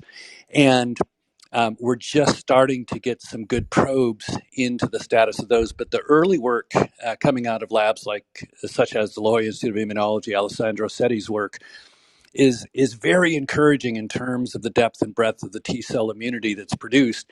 Those are not widely deployed in the vaccine studies themselves, which many of us would like to see change so that we have a much better prognosticator for how durable and which variants without having to watch a new variant escape and ravage the landscape. So to answer your question about the WHO's observation, everybody has to be vaccinated simultaneously.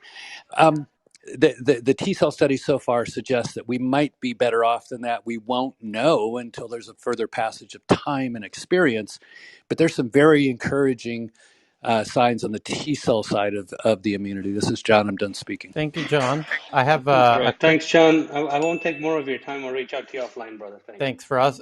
There was Robert in the audience sent an article. Unfortunately, India's reporting over 4,000 coronavirus deaths today as a new record. So actually 4,187, a record high today, Saturday. And 400. Nepal is crying for help too, by the way. Yeah. So the point that John's making, it couldn't come sooner or soon enough. So there's still a lot of work to do. Tyler, I'd just like to say here that we're having tremendous amount of cases, and there's a lot of outside help coming in. But as a country, we're still unclear on the execution plan. The citizens at least are unclear on how this help is going to be reaching the end individual who's getting affected. Thanks for that. So I want to turn it to Ushpinder. You had an interesting innovation article. You want to share that? Thanks, Al. Yeah, thanks, Al. I just wanted to chime in on the good news that Akhil was sharing coming from India, but I also wanted to just touch base. On the news article, we were speaking yesterday about the Indian biotech, invention on the cancer detection. And I don't remember, there was a gentleman, up on the stage who said there was work done by John Hopkins, and I did some bit of, connecting with some folks. And I think what John Hopkins is doing on the diagnosis was more relevant on the lung cancer. And I think what the invention yesterday we were speaking of is about diagnosing 25 different types of cancer. So I think that's a little bit of an update that I had on that particular news. And the second good news that I wanted to just add to what Akhil was sharing is, so the Ministry of Defense here in India with the central government has a body called Defense Research and Development. And they've been working with Dr. Reddy's, which of course, is a global laboratories, right? And just today evening, they came out with a good news, and India is all about COVID, so I'm sorry about that, right? They came out with a good news that they've just got an emergency approval for an oral drug, which is going to help people with severe COVID who need a lot of oxygen. So that's a report that just came in today evening. They've done 3 trials, and people who've been given this oral medicine have all come out negative in the RT-PCR, which is the most prominent test being taken in India. So just wanted to add one more good news coming from India. Thank you for that. Some other related news that Robert Johnson's, if I hope you don't mind me sharing it for you, Robert, that Tata, the wildly popular, I almost assuredly the leading automaker in India, which is expanding far beyond India into Southeast Asia and beyond, and even into the US, as far as I understand, is increasing the prices of their passenger vehicles tomorrow. Averaging a 1.8% increase, assumedly because as COVID kind of lingers for months and years to come, people will be more reliant on cars than on public transportation. So it could have an uptick in the number of auto sales. And to prove that point, bikes around Europe are essentially have incredibly long record wait lists for bikes. And I imagine it's not just Europe where that's the case. They just can't make them fast enough. So just something to think about. Thank you for that, Ushpinder. Toyota production also top 10 million for the first time in the fiscal year. Yeah. Because of the high demand. Tyler, Monica is back. Welcome back, Monica. Oh, Monica. We're still on the topic of India, or maybe you have something about fintech. Actually, I have something which is of interest to you. Great. Which is that PUBG is actually coming back to India. I also shared that article with you yesterday, Tyler. Go ahead with that. We're excited. So PUBG is launching back in India, and they've actually severed their ties with Tencent and set up an Indian subsidiary and actually planning to pump in a lot of money in order to make a re-entry back into India. They're planning to invest about 100 million to revive its business.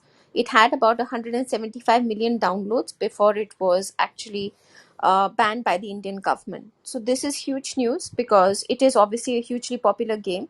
But more importantly, I think it kind of goes to the point that we've been talking about earlier, which is about self-sovereignty in most big nations, associated with digital and privacy in general, but also about user data and actually forcing and dealing with a very forceful hand in order for entities to be set up within the country, thereby not only creating employment but making sure that there is a huge amount of control that they can then reign over these kind of companies.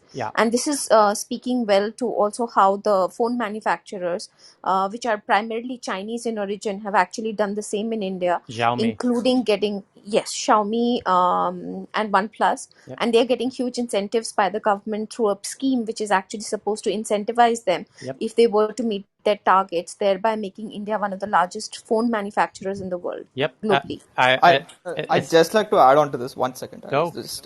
So on the news that Monica said, PUBG tied up with Microsoft Azure to handle their whole cloud infrastructure and whatnot. They've added a couple of interesting rules into the game where anybody less than the age of 18 cannot play for more than 3 hours. And across the country, people can't spend more than 7,000 rupees or about $95 a day on the app. Yeah, it's interesting to see the companies that really get it, like how big of an opportunity India really is. Like Xiaomi and OnePlus, like they do whatever it takes. They'll move a mountain if need be to get compliant with what India wants to see happen, so that they can keep that market open. Because if Xiaomi's really, if it's only 2 of the 7 Chinese handsets that are allowed into India, my God, they're going to make billions and billions of dollars. It's so, and if that means they have to open a factory, that India, employs tons of people there, and it's an Indian-made product, great. I mean, and same with the games, and Twitter is doing the same, by the way. Twitter was kind of falling out of India's graces, and then Twitter says we're going to put a whole new HQ in Bengaluru, and they don't want to lose out on that opportunity, and I can't blame them. I would do the exact same thing. So, India is an incredibly huge market, and there's more. I'm surprised we haven't had 5 unicorn announcements in the last 24 hours as we have, nearly every day in the past month. Most people are sick, Tyler. They're in the hospital. Yeah, they're tired of the unicorn and I'm laughing news. about this because, by the way, the reason I'm laughing is because while such horrible news is coming out of India, and I'm really sorry, and I know that when it hits the rural areas, we won't even get to know about it. The best part about what is happening, and I know that nobody's talking about that either, is that the IT firms have been doing an excellent job of actually not only helping each of the employees getting vaccinations, but they're also trying to help out with people who don't have access to, for example, hospitals, to set up places at their own homes in order to get oxygen, etc. Wipro has done an absolutely amazing job. Tech Mahindra has also been one, and this is making news, especially over LinkedIn, through employee testimonials who are coming out and saying that they were not able to arrange for beds in time. They weren't able to go to the hospital, and it is these IT companies that have actually helped them during their times of need.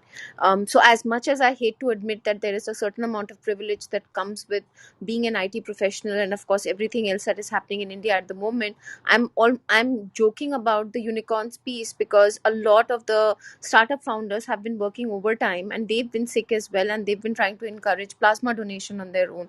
A lot of great stories coming out, but of course they don't make the kind of headlines. For the right reasons, of course, because there are so many other things to talk about. You know what just occurred to me, Monica, and this is a really strange thought. So here's the idea that, you know how we talk about how COVID accelerated tech adoption in some areas like food delivery and e-commerce. Certainly some video games directly benefit in areas where COVID and there's lockdowns. and India is going through a lot of this. So maybe it's not a surprise that this video game realizes right now is why they need to be in India if they're having a really strong COVID wave, because they know people are going to be stuck at home, and that's when they start needing phones and video games and food delivery. What concerns me is, what if people start getting opportunistic about that realization and start realizing, where's COVID going next? And it's almost self-reinforcing, where it gets to a point where they start to realize they financially benefit from it. That would be a dangerous situation to get in, where people start getting greedy over the opportunity of, that will be inhumane. Yeah. Tyler, I wanted to. So in Thailand, actually, I read this week that the government has stepped in for that very reason, particularly around food delivery services like Grab and Line Man, to prevent inflated fees, delivery fees, because they realize that a lot more people, and I don't remember the statistics because I don't have the article in front of me, but substantially more people are ordering in. And so the government has stepped in to say, there's a cap to any kind of fare, or not fare, but delivery fees. Yeah, good point. Tyler, yes. Just an interesting thing that's happening in India with the food delivery thing. When we actually order food, the app tells us the cleanliness of the restaurant, its ratings, but it also tells us the temperature of the guy delivering the food and when it was last checked, and a whole host of other data that's being pulled up related to COVID. Oh, that's super interesting. I don't know how they're doing it in real time, but that's sort of what we see when we order food I think on the apps here. He holds his smartphone under his armpit for a minute before he brings you the food. Are you sure that's not the temperature of the delivery man? Yeah, I don't know if it's the temperature of the food or the delivery man. I wasn't sure, but I don't want to ruin the joke, so we'll just keep moving on. But I think it's just to point out, was that the state price gouging laws related to the COVID?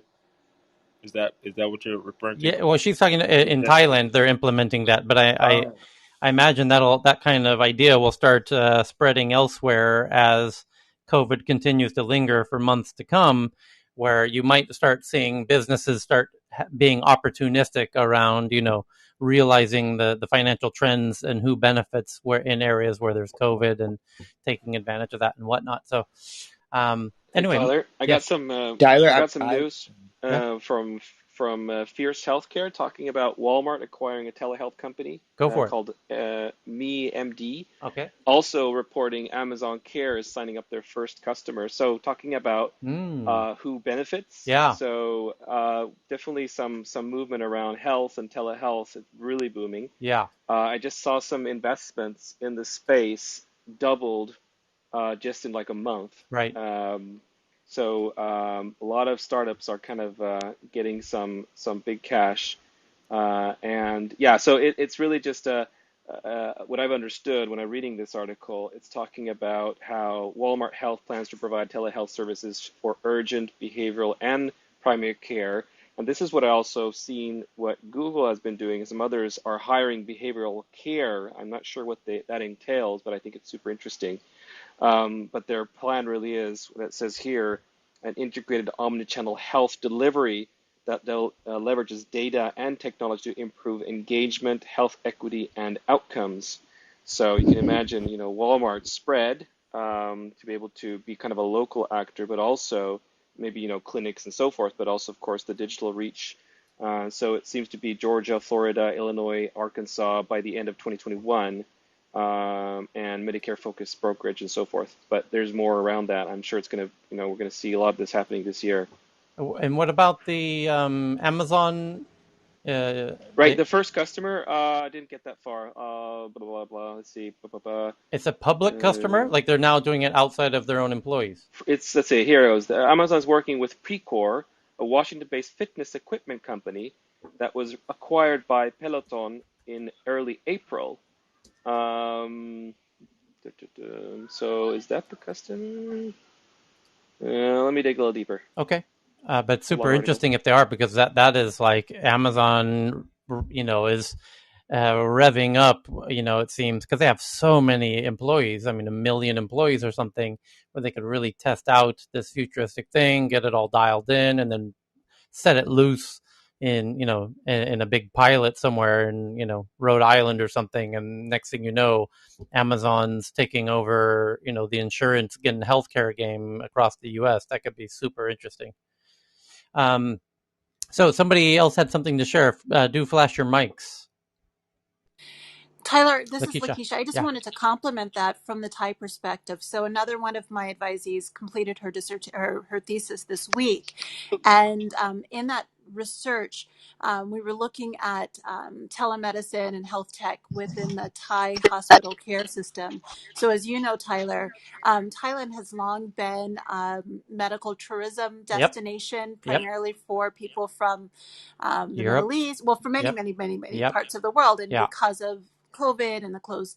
And so the hospitals are actually using this as a strategy to balance their books because people haven't been able to travel in for healthcare procedures. And so they're, doubling down on investments in health tech and telemedicine domestically.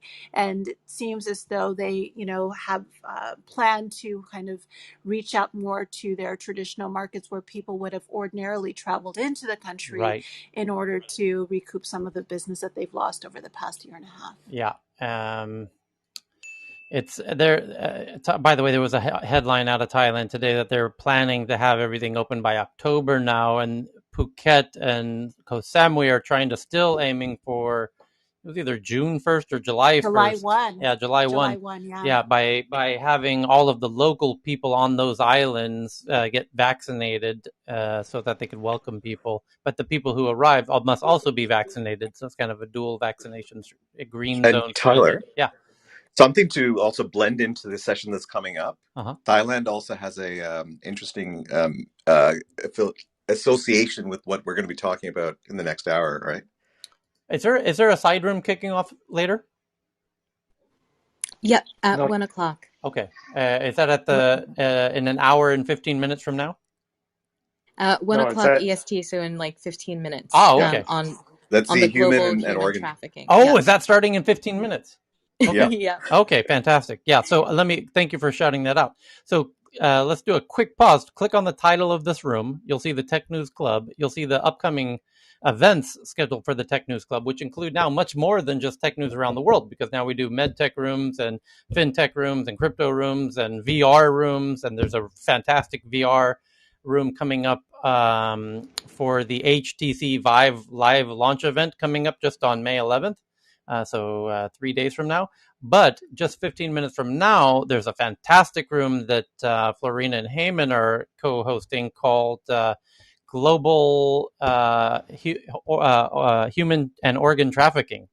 So we're going to jump into there, but let's get through in the next 15 minutes as many of the headlines as we can. Welcome back, Kai and Paul and Shane.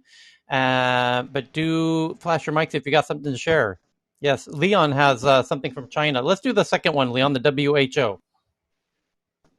Okay, so I'm gonna only do that one since we're very short of time today. Yeah. So WHO just approved the fifth vaccine, COVID-19 vaccine, in their kind of recommendation list. It's also the first Chinese vaccine. It's made by Sinopharm. And so in a nutshell, the comments like the efficacy is pretty okay.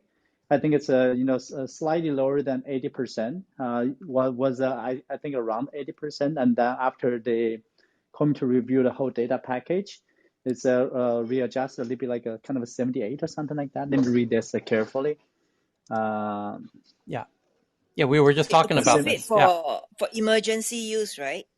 Yeah, emergency is not a full approval. None of them are full approval, right? You know, Leon, Singapore got the Sinovac vaccine since March, but until now we still didn't get any data from China to approve it for use. This is not a Sinovac. This is Sinopharm. Different one. Different one. Yeah, Okay. yeah, bro. Leon, we just covered it, bro. And me, John, and Justin had I think Justin's still here.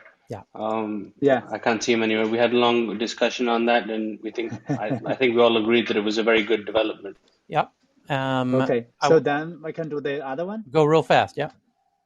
Yeah, the other one is about, obviously, I think 2 days ago, yesterday, I shared about that, the United States Secretary of State warned the West to be very careful about their investment in China. So today, I actually share another headline. If you go to my Twitter, you will see it. And there's a few, I would say, advisor or kind of consultant. They wrote an article. They tell pretty much the investor from China, they are, kind of allowed to invest in the United States, given the kind of pressure from CFIUS, which is pretty much, do the check, make sure the investment from China would not jeopardize the security of the United States. They say even despite this kind of extraordinary scrutiny of CFIUS, they are still pretty confident that the Chinese investor, if they invest in the right sector in the United States, their investment should be still okay.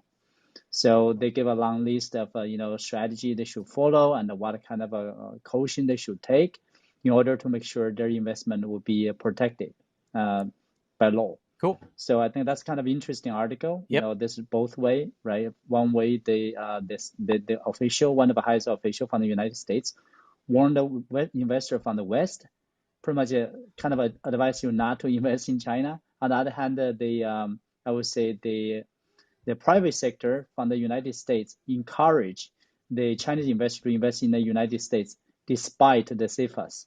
So kind of interesting dynamics. You say, the government have some problem, but the private sector have a different opinion, I would say. Yeah. It's kind of interesting. Yeah, it is. This also makes my job really difficult. Make my job real difficult, I can tell you. Yeah. Shane, were you flashing your mic there, or your mic's open? Dave, welcome back. Paul, what do you have to share from Austin? Okay, ATX breaking news. Here we go. Here we go. Are you ready? Are you ready for the ATX breaking news? Go ahead. Of course, ever ready. All right. Documents recently filed with the city of Austin indicate Tesla plans another big factory next to its land in eastern Travis County.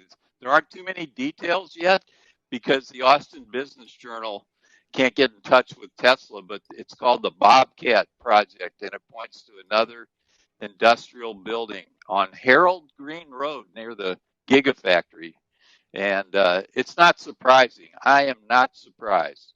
And I'm looking forward to Saturday Night Live tonight, where we'll all get our instructions from Elon Musk on what to do. He'll program us.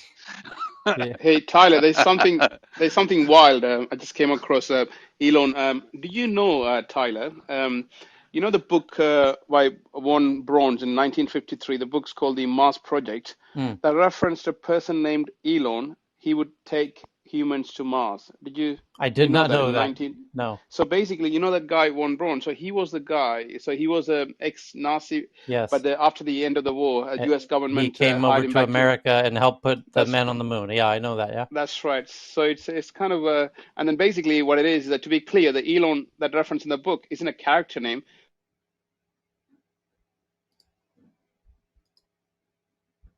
Did his mic